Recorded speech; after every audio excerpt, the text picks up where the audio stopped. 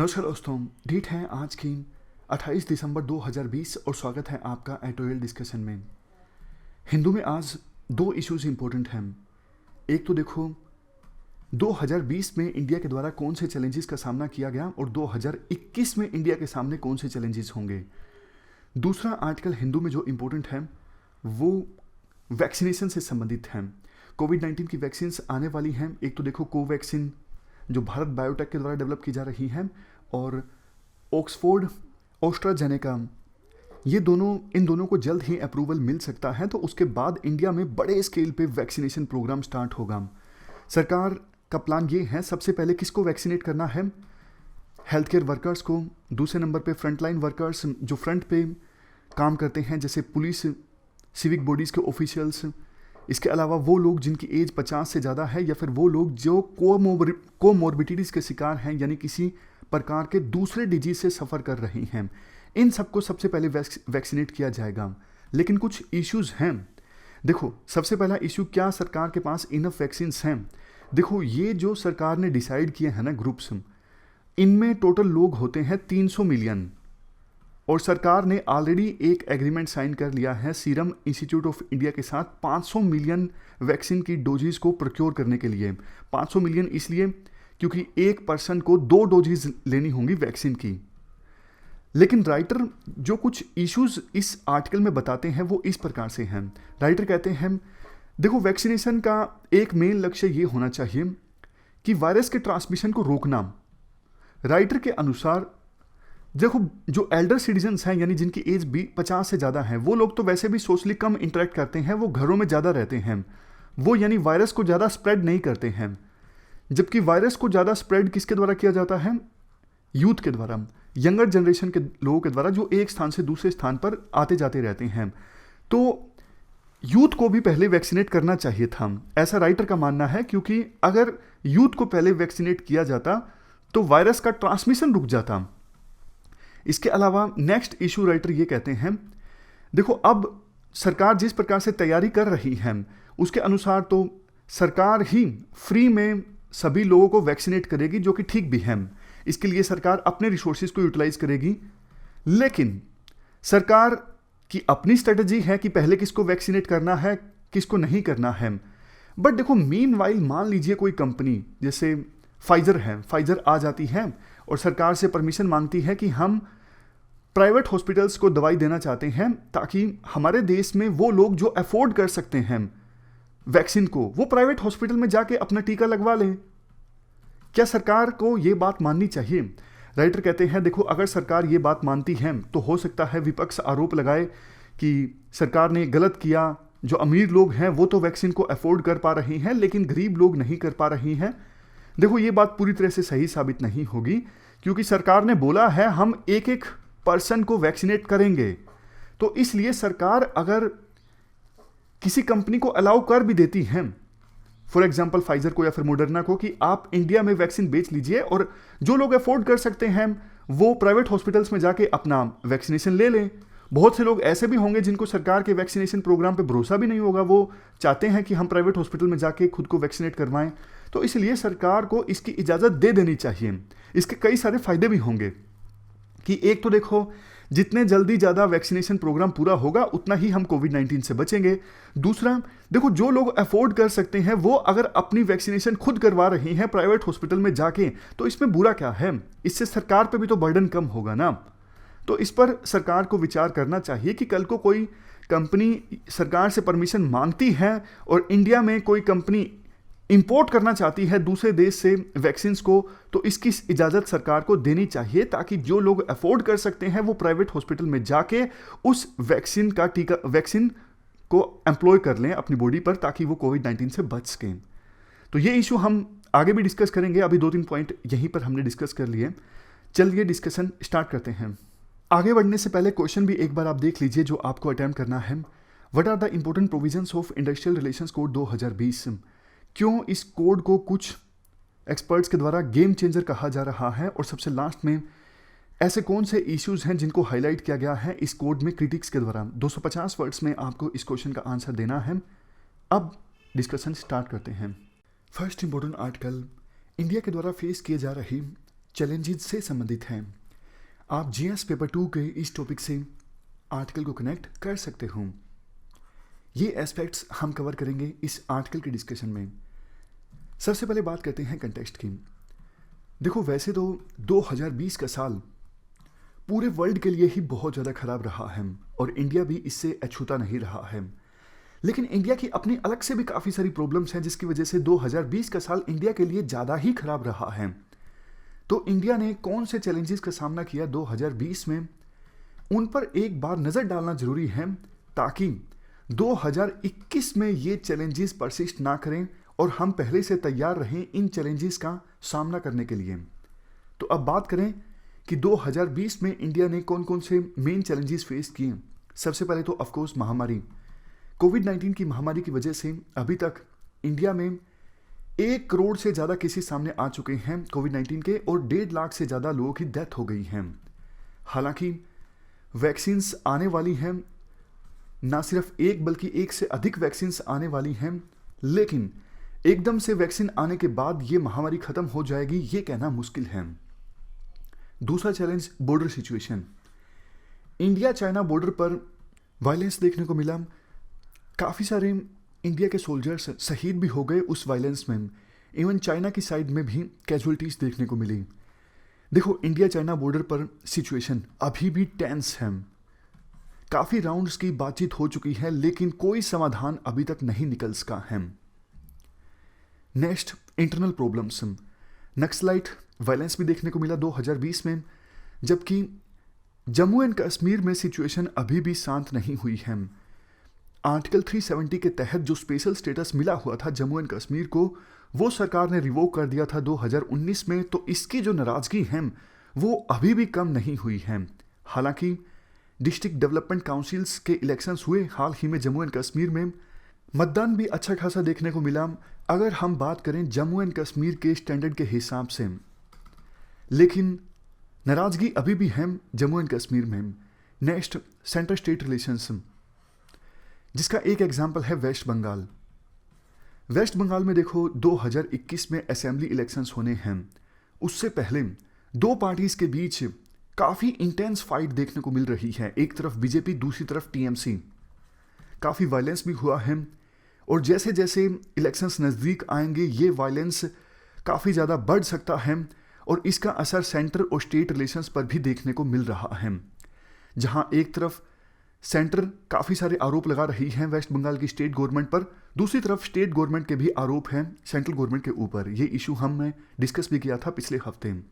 इसके बाद नेक्स्ट है पार्लियामेंट इन रिसेशन। देखो, 2020 में पार्लियामेंट का काफ़ी ज़्यादा डिक्लाइन देखने को मिला। अब कायदे से कोविड-19 था तो सरकार ने काफ़ी सारे स्टेप्स लिए, तो उन स्टेप्स की स्क्रूटिनी करने के लिए पार्लियामेंट को बल्कि ज़्यादा एक्टिव होना चाहिए था। क्या ऐसा हुआ? नहीं।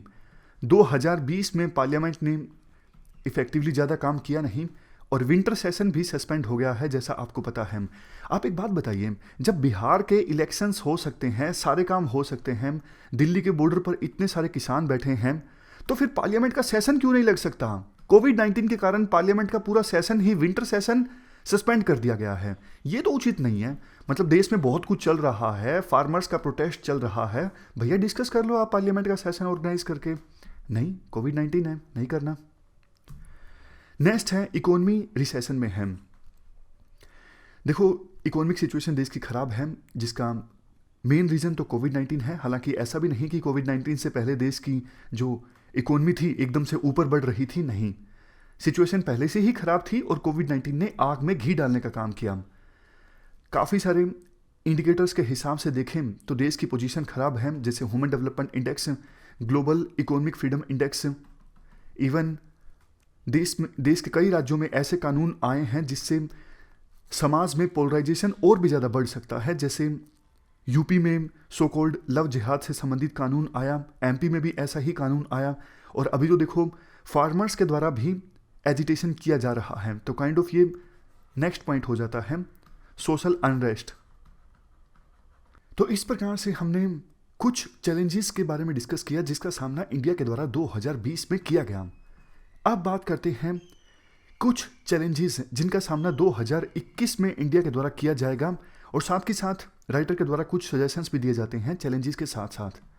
जैसे देखो, पहला चैलेंज है फॉरेन पॉलिसी से संबंधित, kind of India China border tensions. मतलब सबसे बड़ा चैलेंज जो है इंडिया की फॉरेन पॉलिसी में पिछले कुछ सालों में है इंडिया चाइना बॉर्डर टेंशंस। देखो, अगर इंडिया को ना सिर्फ एशिया में बल्कि पूरे वर्ल्ड में ये दिखाना है कि चाइना का सामना एक देश ने डट कर किया और वो है इंडिया, तो फिर इंडिया को नए आइडियाज लाने होंगे, क्योंकि करंट जो स्टैंड ऑफ है यानी करंट सिचुएशन इंडिया के लिए अच्छी नहीं है। अभी फिलहाल बॉर्डर पर टेंशंस हैं और हमारे नेबर्स के द्वारा चाइना कार्ड को और ज़्यादा मजबूती से इंडिया के अगेंस्ट प्ले किया जा रहा है, क्योंकि इंडिया इनसिक्योर है चाइना से। तो इस वजह से हमारे छोटे छोटे पड़ोसी देश वो भी चाइना के नाम पर इंडिया को ब्लैकमेल कर रहे हैं। तो फिर इंडिया को नए आइडियाज लाने होंगे जिनकी सहायता से चाइना को जवाब दिया जा सके। सिर्फ चाइना के अगेंस्ट स्टेटमेंट्स देना और वो भी एब्यूजिंग, ये देखो आंसर नहीं है करंट सिचुएशन का। मतलब सिचुएशन को ऐसे नहीं टैकल किया जा सकता। तो ये बात करें पहले चैलेंज की जिसका सामना इंडिया को करना पड़ेगा 2021 में। इसके बाद नेक्स्ट चैलेंज है स्टेट ऑफ द इकोनॉमी। देखो, इकोनॉमिक सिचुएशन तो एकदम से ठीक होने वाली है नहीं। 2021 में भी इकोनॉमी की प्रॉब्लम इंडिया की बरकरार रहेगी और सरकार को एक्चुअल में रोबस्ट स्टेप्स लेने होंगे, यानी मजबूत स्टेप्स लेने होंगे इकोनॉमिक सिचुएशन को इंप्रूव करने के लिए। सिर्फ इमेज चेंज करना कि हाँ देखो इकोनॉमी रिबाउंड कर रही है, इससे काम नहीं चलेगा। और सरकार की तरफ से इस प्रकार की स्टेटमेंट्स देना कि एक्सपोर्ट ओरिएंटेड इकोनॉमिक स्ट्रेटजी जो है उससे इंडिया को नुकसान हुआ है, अब इंडिया को इनवर्ड देखने की आवश्यकता है। देखो, आज़ादी के बाद काफ़ी सालों तक इंडिया ने इनवर्ड ही तो देखा था, लेकिन उससे क्या कोई फ़ायदा हुआ? नहीं हुआ। आज़ादी के बाद से 1990 तक देश की जो इकोनॉमिक ग्रोथ रेट है काफ़ी कम रही। 1990-91 में एलपीजी रिफॉर्म्स आए, देश का एक्सपोर्ट इंक्रीज हुआ, तब जाके इंडिया को फ़ायदा हुआ और इंडिया की इकोनॉमिक ग्रोथ रेट बढ़ी। तो सरकार की तरफ से मंत्रियों की जो स्टेटमेंट्स आई हैं उनको सरकार को एनालाइज करना चाहिए। सेल्फ इंट्रोस्पेक्शन की आवश्यकता है कि इकोनॉमी को किस डायरेक्शन में ले जाना है, कौन सी स्ट्रेटजी इंडिया के लिए फ़ायदेमंद साबित होगी। इसके बाद नेक्स्ट है डाइवर्सिटी। देखो, समाज में जो पोलराइजेशन है, जैसा आपको पता है पिछले कुछ सालों में इंक्रीज हुआ है, तो देश की जो डाइवर्सिटी है उसे सहेज के रखने की आवश्यकता है। वो इंडिया की स्ट्रेंथ है, उसे इंडिया की वीकनेस आप मत बनने दीजिए। ये जो कानून है सो कॉल्ड लव जिहाद जैसा, या फिर राइटर के अनुसार CAA, NRC, इनसे समाज में पोलराइजेशन, नफरत, ये चीज़ें बढ़ती हैं जो देश के लिए आगे जाके बहुत बड़ा खतरा साबित होने वाली हैं। क्योंकि देखो, ऐसा देश जहां पर सोशल अनरेस्ट है वहां पर तो कोई भी इन्वेस्ट करने की भी नहीं सोचता। नेक्स्ट है जॉब क्रिएशन। जॉब क्रिएशन एक बड़ा चैलेंज रहेगा 2021 में इंडिया के सामने। तो लेबर मार्केट में सही ढंग से डिसरप्शन लाने की आवश्यकता है सरकार को। वो इंडस्ट्रीज, जैसे देखो टेक्सटाइल इंडस्ट्रीज जहाँ पे जॉब्स ज़्यादा जनरेट होती हैं, ऐसी इंडस्ट्रीज़ को इंसेंटिव प्रोवाइड करके या फिर ऐसी इंडस्ट्रीज़ में टेक्नोलॉजिकल इनोवेशन लाके, टेक्नोलॉजिकल इनोवेशन ऐसी नहीं जिससे जॉब्स कम हो जाएं, मतलब ऐसी जिससे कि हम दूसरे देशों का सामना कर सकें टेक्सटाइल इंडस्ट्रीज़ में या फिर दूसरी लेबर इंटेंसिव इंडस्ट्रीज़ में। अगर ऐसी टेक्नोलॉजिकल इनोवेशन आएगी तो बल्कि जॉब कम हो जाएंगी। तो ये स्टेप्स उठा के इन लेबर इंटेंसिव इंडस्ट्रीज में और ज़्यादा जॉब्स सरकार को क्रिएट करनी होगी। और देखो, एक डिमांड को सरकार को बूस्ट करना होगा। बार बार हम ये पॉइंट डिस्कस करते हैं, अगर देश में डिमांड रहेगी तो फिर फैक्ट्रीज ज़्यादा प्रोड्यूस करेंगी उस डिमांड की पूर्ति के लिए, और अगर फैक्ट्रीज ज़्यादा प्रोड्यूस करेंगी तो फिर ज़्यादा जॉब्स क्रिएट होंगी। ज़्यादा प्रोड्यूस करने के लिए एक्सपेंड करना पड़ेगा ना फैक्ट्रीज को, तो ज़्यादा जॉब्स इससे प्रोड्यूस होंगी। तो जॉब क्रिएशन की इंपॉर्टेंस को सरकार को अंडर एस्टिमेट नहीं करना चाहिए 2021 में। इसके बाद नेक्स्ट है सेंटर स्टेट रिलेशंस। देखो, सेंटर स्टेट रिलेशंस के मामले में अगला साल काफ़ी ज़्यादा इंपॉर्टेंट साबित होने वाला है, क्योंकि विपक्ष और कुछ सिविल सोसाइटी के लोग ये आरोप सेंट्रल गवर्नमेंट पर लगाते हैं कि कॉन्स्टिट्यूशनल वैल्यूज़ को, कॉन्स्टिट्यूशनल प्रैक्टिसेस और प्रिंसिपल्स को इग्नोर किया जा रहा है। देखो, ये सिर्फ एक परसेप्शन हो सकती है, सिर्फ आरोप हो सकता है, लेकिन जो फेमस कहावत आपने सुनी होगी कि इंटीग्रिटी किसी इंडिविजुअल के करेक्टर में, खास करके पब्लिक सर्वेंट के करेक्टर में ना सिर्फ होनी चाहिए बल्कि दिखनी भी चाहिए। अगर सेंट्रल गवर्नमेंट का ये कहना है कि नहीं, हम कॉन्स्टिट्यूशनल वैल्यूज को, प्रैक्टिसेस को और प्रिंसिपल्स को वायलेट नहीं कर रहे हैं, तो फिर कम से कम ऐसा परसेप्शन भी नहीं जाना चाहिए। विपक्ष का एक आरोप यह भी है कि ruling party single party rule establish करना चाहती है इंडिया में। तो देखो, सेंट्रल गवर्नमेंट की ऐसी सिचुएशन में और भी ज़्यादा जिम्मेदारी बढ़ जाती है कि ऐसी कोई परसेप्शन ना जाए और डेमोक्रेटिक प्रिंसिपल्स का जो पालन है वो किया जाए हमारे देश में, और इंस्टीट्यूशंस जो हैं वो भी स्वतंत्र होकर काम कर सकें। देखो, अगर सेंटर स्टेट रिलेशंस की पर्टिकुलर बात करें तो काफ़ी सारे इश्यूज़ को लेके कंसर्न्स रहे 2020 में, जैसे जीएसटी का मुद्दा है। हाल ही में वेस्ट बंगाल में जैसे सेंट्रल गवर्नमेंट ने 3 ऑफिशियल्स को समन किया, उनको डेपुटेशन पे भेजने का ऑर्डर पास किया, वेस्ट बंगाल सरकार ने इसका विरोध किया। तो अगर देखो ऐसे इश्यूज़ का सामना करना है 2021 में, तो ट्रस्ट होना बहुत ज़्यादा ज़रूरी है सेंटर और स्टेट के बीच। एडमिनिस्ट्रेशन में या फिर गवर्नेंस में आप पॉलिटिकल इश्यूज़ को अगर लेके आओगे तो चैलेंजेस और भी ज़्यादा इंक्रीज होंगे। जैसे देखो, अगले साल असेंबली इलेक्शंस हैं 2021 में, तो उसको जीतने के लिए टीएमसी और बीजेपी जोर लगा रही हैं, लेकिन उस जीत के प्रति जो डेस्परेशन है जीत हासिल करने के लिए, उसका असर फिर एडमिनिस्ट्रेशन और गवर्नेंस में भी देखने को मिलता है। जैसे देखने को मिला भी, सेंट्रल गवर्नमेंट की तरफ से कुछ ऑफिशियल्स पर दबाव डाला गया टीएमसी का साथ देने के लिए, बदले में रूलिंग पार्टी में सेंटर में जो रूलिंग पार्टी है, एनडीए की गवर्नमेंट है, उन्होंने सबक सिखाने की बात कही ऐसे ऑफिसर्स को। इससे देखो डेमोक्रेसी जो है हमारी कमज़ोर होती है, ऐसा नहीं होना चाहिए। तो सेंटर और स्टेट के बीच इफेक्टिव कोऑपरेशन को फिर से रिस्टोर करने की आवश्यकता है 2021 में। तो ये हमने पूरा आर्टिकल डिस्कस किया इंडिया के द्वारा फेस किए जा रहे चैलेंजेस से संबंधित। चलते हैं आगे। अगला आर्टिकल देखो, न्यू इंडस्ट्रियल रिलेशंस कोड से संबंधित है। क्या ये नई industrial relations code game changer साबित होने वाली है या फिर नहीं? आप जीएस पेपर 3 के इस टॉपिक से आर्टिकल को कनेक्ट कर सकते हो। ये सारे एस्पेक्ट्स हम कवर करेंगे इस आर्टिकल के डिस्कशन में। सबसे पहले बात करते हैं कंटेक्स्ट की। हाल ही में पार्लियामेंट के द्वारा नई द इंडस्ट्रियल रिलेशंस कोड 2020 पास की गई, जहां देखो एक तरफ ट्रेड यूनियंस का ये कहना है ये नई industrial relations code 2020 anti worker है। काफ़ी सारे प्रोविजंस ऐसे हैं इस नई कोड के जो कि वर्कर्स के इंटरेस्ट के अगेंस्ट हैं, जबकि दूसरी तरफ सरकार और इंडस्ट्रीज़ का ये कहना है ये नई इंडस्ट्रियल रिलेशंस कोड हिस्टोरिक है और ट्रांसफॉर्मेटिव है, इससे ease of doing business improve होगा हमारे देश में। तो क्वेश्चन ये उठता है, क्या वास्तव में ये नई industrial relation code game changer साबित होने वाली है या फिर नहीं साबित होने वाली है? देखो, जब देश आज़ाद हुआ था ना, तो उस समय परसेप्शन ये थी कि वर्कर्स कमज़ोर हैं, वर्कर्स का मजबूत होना ज़रूरी है, उनको राइट्स देना ज़रूरी है ताकि वो फैक्ट्री मालिकों से अच्छे से नेगोशिएट कर सकें और उनका एक्सप्लॉयटेशन ना हो सके।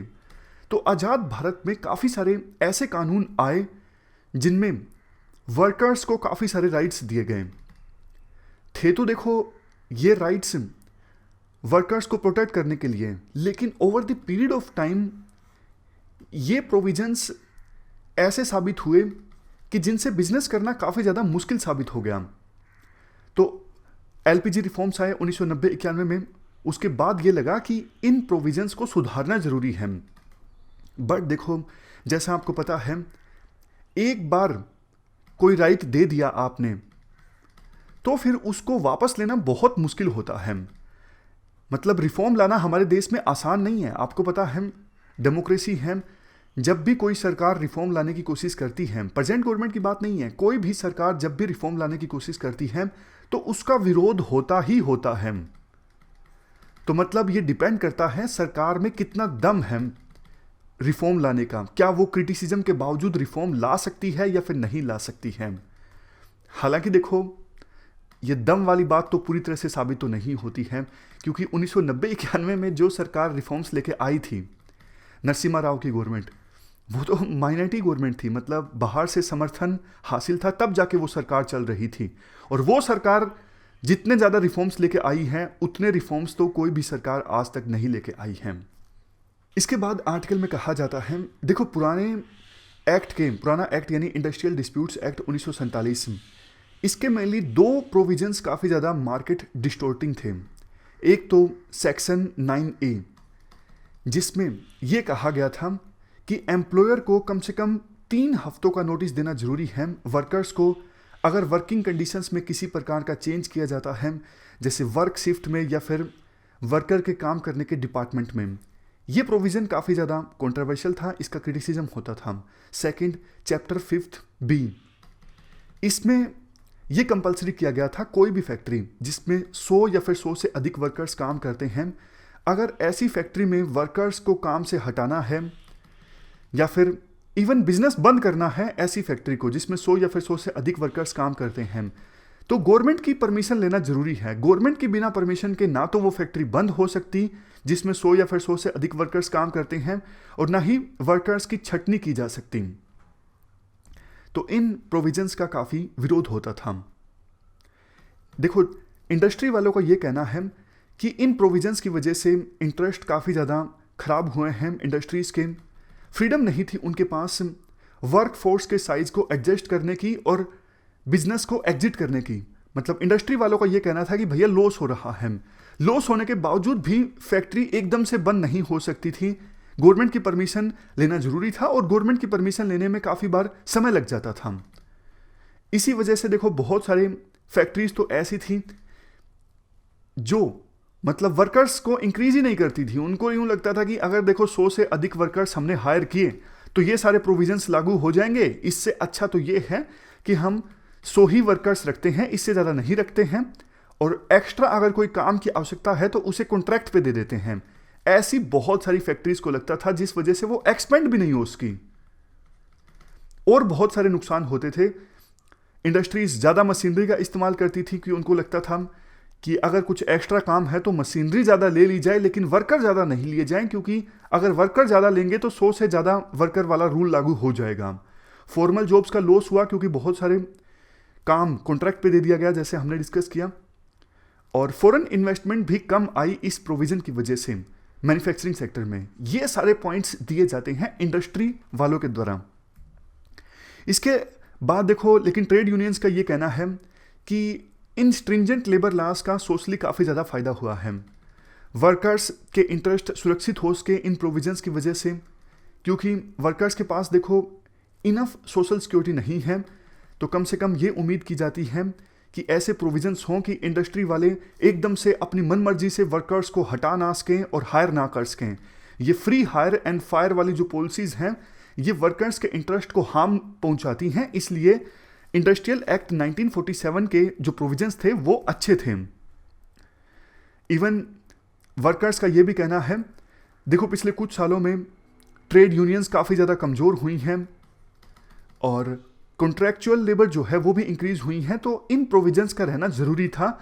और सरकार अभी जो नई इंडस्ट्रियल रिलेशन कोड लेके आई है उससे नुकसान होगा, वर्कर्स को फ़ायदा नहीं होगा।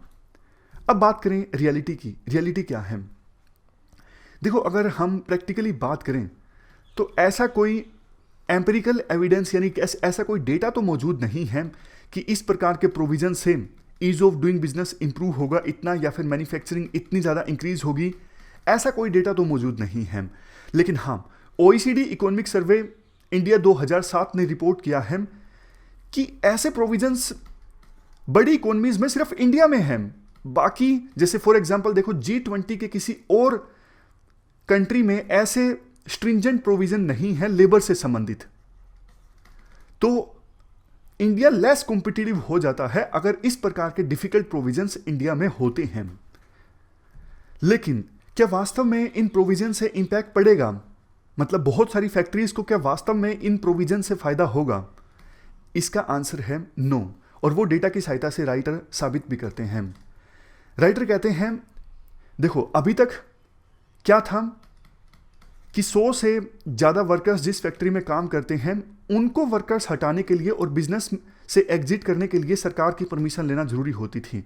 अब सरकार ने इस थ्रेशोल्ड को इंक्रीज कर दिया है, 100 से इंक्रीज करके कर दिया है 300। यानी अब ऐसी फैक्ट्रीज जिसमें 300 से ज़्यादा वर्कर काम करते हैं, उन फैक्ट्रीज को वर्कर्स हटाने से पहले, छटनी करने से पहले या फिर बिजनेस से एग्जिट करने से पहले सरकार की परमिशन लेना जरूरी है। तो देखो, अब फायदा तो तब होगा ना जब बहुत सारी फैक्ट्रीज ऐसी होंगी जिनमें वर्कर्स 100 से लेकर 300 के बीच में काम करते हैं, तभी तो फायदा होगा ना। कि हाँ, बहुत सारी फैक्ट्रीज ऐसी थी जिसमें 200 वर्कर काम करते थे, 250 वर्कर काम करते थे, और अब सरकार ने इस थ्रेशोल्ड को इंक्रीज कर दिया है, अब थ्रेशोल्ड 300 कर दिया है, तो बहुत सारी फैक्ट्रीज को इससे फायदा होगा। लेकिन देखो, रियलिटी में बहुत कम फैक्ट्रीज ऐसी हैं जिनमें 100 से लेकर 300 के बीच में वर्कर काम करते हैं। तो मतलब इन नए प्रोविजंस का ज्यादा फैक्ट्रीज को फायदा नहीं होगा। डेटा के अनुसार देखो, पहले सिर्फ जब लिमिट 100 थी, 100 वर्कर वाली, तो सिर्फ 10.87% फैक्ट्रीज को इसका फायदा हो रहा था। अब 19.07% फैक्ट्रीज को इसका फायदा होगा। सिर्फ 10% ज्यादा फैक्ट्रीज को इसका फायदा होगा, यानी 80% फैक्ट्रीज को तो अभी भी परमिशन लेनी ही पड़ेगी। और पहले देखो, पहले के जो प्रोविजंस थे उनके अनुसार ऑलमोस्ट 77.75% जो वर्कर्स थे वो प्रोटेक्टेड थे 1947 के प्रोविजन से, कि फैक्ट्रीज एकदम से उन्हें हटा नहीं सकती। लेकिन लिमिट इंक्रीज की गई है 300 की, तो अभी भी ऑलमोस्ट 65% जो वर्कर्स हैं वो प्रोटेक्टेड रहेंगे। क्योंकि देखो, 75% वर्कर्स तो उन फैक्ट्रीज में काम करते हैं जहां पर वर्कर्स की संख्या 300 से ज्यादा है, तो वो तो अभी भी प्रोटेक्टेड है ना। सरकार ने सिर्फ लिमिट इंक्रीज की है। और देखो, ज्यादातर काम होता भी इन्हीं फैक्ट्रीज में है। Almost 77% gross industrial value added originate होती है इन्हीं फैक्ट्रीज से जहां पर 300 से ज्यादा वर्कर्स काम करते हैं। तो ये जो हमने डेटा डिस्कस किया, इसके अनुसार तो देखो, दोनों की ही बात गलत है।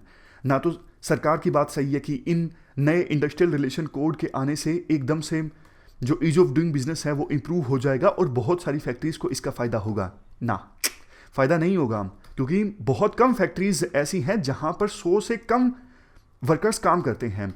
और ट्रेड यूनियंस की बात भी गलत है, क्योंकि 65% वर्कर्स तो ऐसे हैं जो उन फैक्ट्रीज में काम करते हैं जहां पे वर्कर्स की संख्या 300 से ज़्यादा है। तो इन फैक्ट्रीज में तो अभी भी पुराने प्रोविजन ही इंप्लीमेंटेड हैं। तो ये हमने पूरा आर्टिकल डिस्कस किया न्यू इंडस्ट्रियल रिलेशन कोड के बारे में। चलते हैं आगे। नेक्स्ट आर्टिकल वैक्सीनेशन प्रोग्राम से संबंधित है। आप जीएस पेपर 3 के इस टॉपिक से आर्टिकल को रिलेट कर सकते हो। क्या कंटेस्ट है? देखो, अगले 2-3 हफ्तों में कोविड-19 के इलाज के लिए 2 वैक्सीन को अप्रूवल मिल सकता है। एक तो कोवैक्सीन, दूसरा ऑक्सफर्ड एस्ट्राजेनेका। दोनों में से अगर एक को भी अप्रूवल मिलता है तो फिर इम्यूनाइजेशन स्टार्ट होगा हमारे देश में। जो 4 हाई रिस्क ग्रुप्स हैं, सबसे पहले उनको इम्यूनाइज किया जाएगा, यानी उनको वैक्सीन दी जाएगी।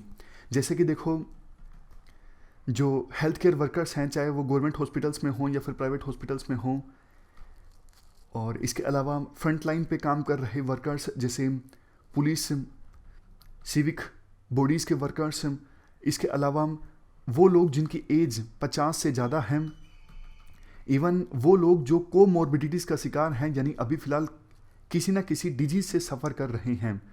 तो ऐसे 4 रिस्क ग्रुप्स को सबसे पहले वैक्सीनेट किया जाएगा।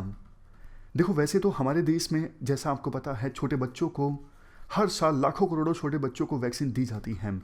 तो सिस्टम तो हमारे देश में पहले से प्लेस में है, लेकिन इस बार सिचुएशन कुछ अलग है, क्योंकि इस बार छोटे बच्चों को नहीं वैक्सीन दी जाएगी। पहली बार होगा कि अडल्ट्स को, स्पेसिफिक अडल्ट्स को वैक्सीन दी जाएगी। और इसके अलावा और भी बहुत सारी चीज़ें अलग होंगी, जैसे 2 डोज दी जाएंगी और वो भी कुछ हफ्तों के अंतराल के बाद। इवन ऐसे लोगों को आइडेंटिफाई करना, और मान लीजिए 2 वैक्सीन को अप्रूवल मिल गया, तो ऐसा ना हो कि कुछ इंडिविजुअल्स को एक वैक्सीन मिल गई जबकि दूसरी डोज दूसरी वैक्सीन की मिल गई। तो बहुत सारी चीज़ें हैं। तो इन सब चीज़ों को मैनेज करने के लिए एक आईटी प्लेटफॉर्म भी बनाया गया है जिसका नाम है कोविन। ये आईटी प्लेटफॉर्म है, इस पे सारा डेटा मौजूद होगा। शुरुआत में किनको वैक्सीन दी जाने वाली है और अभी किनको दी जा चुकी है, मैसेज भी जाएगा इस प्लेटफॉर्म से। और देखो इन सब चीज़ों की तैयारियों के लिए सरकार अभी रिहर्सल कर रही है। 2 दिनों का ड्राई रन होगा 4 स्टेट्स में। कौन कौन से स्टेट्स में ये ड्राई रन होगा? ये ड्राई रन अभी हो रहा है 4 स्टेट्स में, गुजरात, असम, पंजाब, आंध्र प्रदेश। कहाँ पे हैं इन स्टेट्स के नाम? ये रहे नीचे हैं। आंध्र प्रदेश, असम, गुजरात, पंजाब, इन 4 स्टेट्स में रिहर्सल होगी। रिहर्सल में बहुत सारी चीज़ें पहले से पता लगा ली जाएंगी, जैसे कोल्ड स्टोर सेंटर से लेके जहाँ पे वैक्सीनेशन हो रहा है उस डिपो तक वैक्सीन्स जब ले जाई जा रही हैं तो टेम्परेचर में क्या डिफरेंस आ रहा है, और वैक्सीन के जो बेनिफिशरीज हैं उनको पहले से मैसेज चला जाएगा कि भैया आप आ जाओ, आपको अभी वैक्सीनेट किया जाने वाला है। और वैक्सीनेशन के बाद आधे घंटे तक उनको बिठा के रखा जाएगा, ताकि कोई एडवर्स इम्पैक्ट देखने को मिलता है वैक्सीनेशन के बाद तो वो भी अथॉरिटीज़ को समय रहते पता लग जाए और उसको एड्रेस किया जा सके। और देखो वो सारा डेटा कोविन प्लेटफॉर्म पे अपडेट होगा, ये अच्छी बात है। तो एक जगह पे सारा डेटा होगा तो चीज़ों को मैनेज करना ज़्यादा आसान होगा, ज़्यादा अच्छे से प्लानिंग, इम्प्लीमेंटेशन और मैकेनिज्म को रिपोर्ट किया जा सकेगा। तो इन सब की भी टेस्टिंग होगी। जो ये रिहर्सल हो रही है 4 स्टेट्स में, 2 दिन की ये रिहर्सल होगी और एक डिपो पर ऑलमोस्ट 100 लोगों को वैक्सीनेट किया जाएगा। ये सिर्फ डमी वैक्सीन होगी, मतलब रिहर्सल के लिए है कि फाइनल वैक्सीनेशन प्रोग्राम से पहले सारी तैयारियां संपूर्ण कर ली जाएं और टेस्टिंग कर ली जाए सभी चीज़ों की, कि डिपो से लेके वो जगह जहाँ पे वैक्सीनेशन होगा, मतलब कोल्ड स्टोर सेंटर से लेके वो जगह जहाँ पे वैक्सीनेशन होगा, तो दोनों के बीच में वैक्सीन को लाया जाता है तो क्या टेम्परेचर में ज़्यादा बदलाव आ जाता है? अगर आ जाता है तो उस चीज़ को कैसे एड्रेस किया जाए?